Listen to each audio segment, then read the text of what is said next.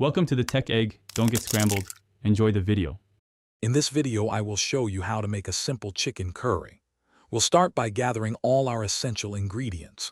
You'll need about 1.5 pounds of boneless, skinless chicken, 2 medium onions, 4 cloves of garlic, and a 2-inch piece of ginger. For spices, have on hand 1 teaspoon of turmeric, 2 teaspoons of cumin, and 2 teaspoons of coriander. Don't forget 1 can of full-fat coconut milk, 2 tablespoons of oil, and salt and pepper to taste.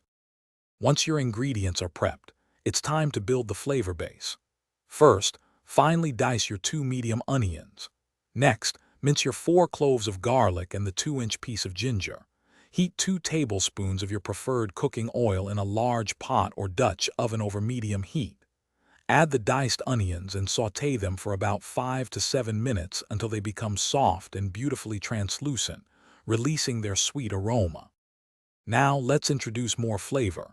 Add the minced garlic and ginger to the pot with the onions, cooking for just about 1 minute until fragrant. Then stir in your 1 teaspoon of turmeric, 2 teaspoons of cumin, and 2 teaspoons of coriander. Toast these spices for 30 seconds, releasing their full aroma.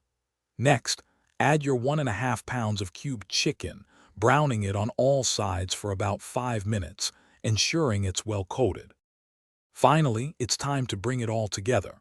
Pour in your 1 can of full-fat coconut milk, stirring well to combine all the ingredients. Bring the curry to a gentle simmer, then reduce the heat to low. Cover the pot and let it cook for 20 to 25 minutes, allowing the flavors to meld and the chicken to become tender. Season with salt and pepper to your liking, and garnish with fresh cilantro before serving. Thanks for watching. Consider subscribing if I helped unscramble your problems.